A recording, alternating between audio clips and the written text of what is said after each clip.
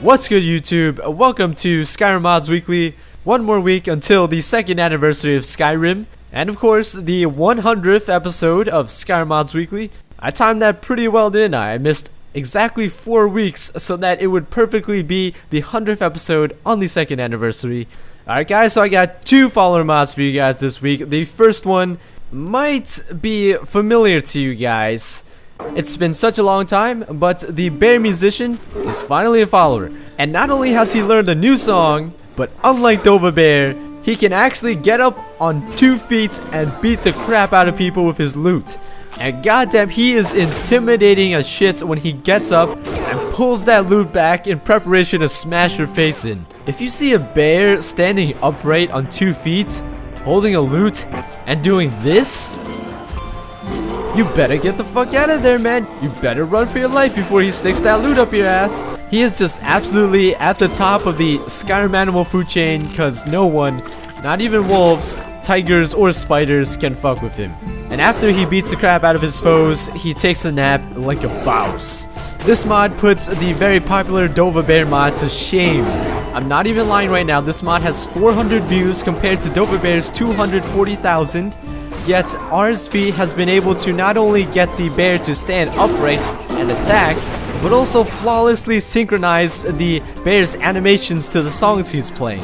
Seriously, it blows my mind how popular PEDOBEAR is just because he's a bear follower with a Dovahkiin hat on him. I mean, anyone can do that, but not many can animate a bear as skillfully as RSV did in this mod.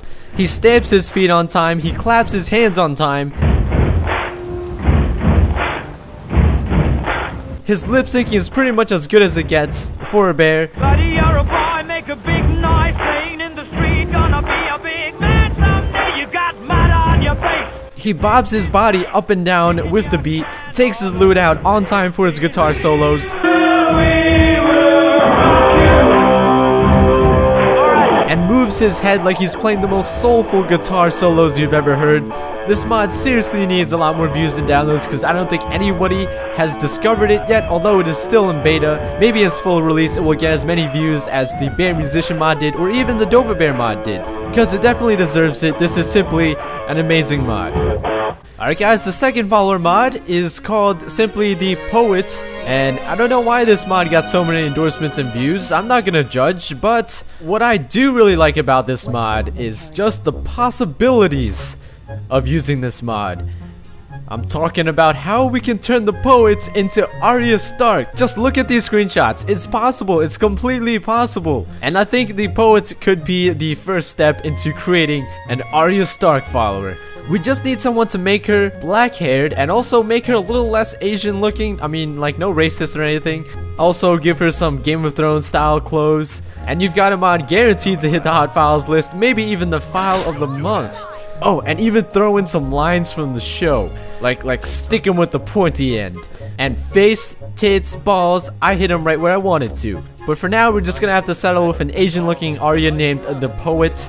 It is a tad bit disturbing that she can use any body mod that you install, and she uses the default adult female voice. This is pretty much borderline pedophilia, so you be the judge. Speaking about pedophilia, just kidding. This is just simply a clothes replacer for the children of Skyrim. It is called the Dovahkinder Collection Replacer by Jackknife Lee. This is straight from the description. There are a lot of mods changing children and their outfits, but I find most of them rather pedophile. And so this mod was created as a retexture of the children's outfits, including the ones added by Heartfire. Lucia's outfit looks very similar. I think it actually just got a little darker and a little more high resolution. Ali-san rocking that striped sweater, the best time to wear a striped sweater, all the time. Mila Valencia. Did you know there are some fruits that actually grow better in the cold weather? You'd be surprised how much work Won't shut the fuck up as usual. Oh, and very nice floral pattern on that blue shirt. Lars? Even look at me. I bet you could slay one of those mean old dragons. My family thinks I'm a little milk drinker. Once again, being the most beta child in Skyrim, looks like a very nice warm knit wool blue sweater. Blaze?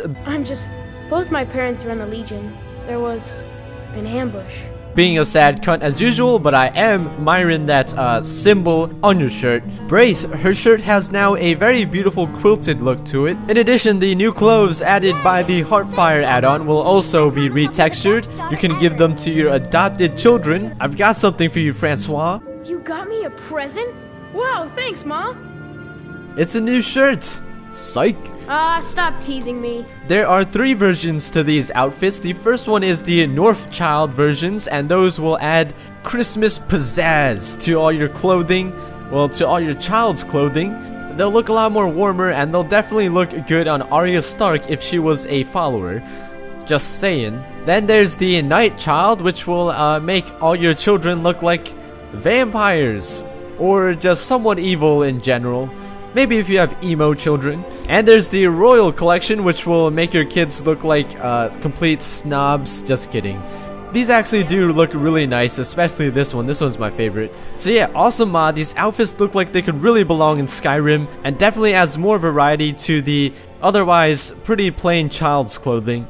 I think Alex Strauss is breaking all kinds of Newton's laws here. I don't always refeature armor mods, but when I do, it's usually because it's been released for a new body type, and that is of course the 7-base body. This is the Amina armor, and it was covered in episode 37. Plus, I'm pretty sure a lot of you guys haven't seen it because you guys haven't been subscribed since episode 37, so here it is for all you new subscribers. We also have the Misfit Mage outfit by Brokefoot. There's been this just sudden wave of all the best female armor mods remade for the 7-base body, but I only have time on the show for 2, so I'll try to feature the others in future episodes. Alright guys, next up we have a pretty special player home. It's called Aimer's Refuge, continued by Master of Shadows and Lean Wolf. The mod was originally created by Master of Shadows, but has now since been continued by Lean Wolf. When you first enter the home, you'll be slightly confused as to why there are a bunch of buttons beneath different banners. And then you'll be amused when you find that by clicking the button beneath the Dark Brotherhood banner, the door that you entered the home will now turn into the door to the Dawnstar Sanctuary. Now this is something pretty special. I don't think I've ever seen it before. You can essentially now turn the entrance to the building into the door to any of the guild halls, including any of your player homes owned in any of the towns. Aimer's Refuge pretty much has all the things that most house mods have, except the authors have implemented these features with a bit of creativity. It's presented a lot more aesthetically than most house mods are. I know I use that word a lot. For example, the main hall doesn't actually look like a main hall, it actually looks like you're in Markarth. The layout in this house can be really confusing at first, since it's structured so differently from other house mods. When you enter the house, it's almost like going on an adventure, you know? You don't know what's ahead of you, you don't know what to expect, and you'll certainly have a good time discovering all the little neat features he's added into this home, such as the spirit here who shows massive hostility to my lamp for some reason. She's pretty much gonna be your servant in the house. She'll follow you around, kind of. She'll just like appear at random times. She will store your stuff away, she can teleport you back to the portal room, and she can even sort through your inventory and store excess items. Apparently this house is very keen on sorting your shit for you, because I'm not even lying, everywhere you go, there's always a chest or some sort of button that will sort shit for you. There is a fully functioning lift that will move in real time. That's right, it won't just instantly teleport you when you click on the lever. You'll find King Arthur's sword in here. Just kidding, it's just a really customized sword. And if you jump off this bridge right here, you'll fall into Blackreach. Or not. Well, it's supposed to bring you to Blackreach. I don't know why it's not working for me. Not to mention the most aesthetic looking forge area you've ever seen in Skyrim.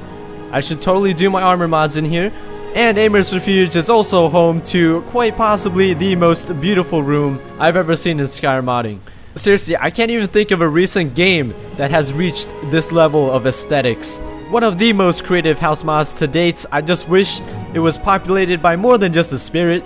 Makes you feel kind of lonely sometimes. And that is it for this week, guys. I hope you enjoyed all the mods featured in this episode. Click the like button if you enjoyed the video, and subscribe for all the best Skyrim mods every single week. Thank you all for watching. Peace.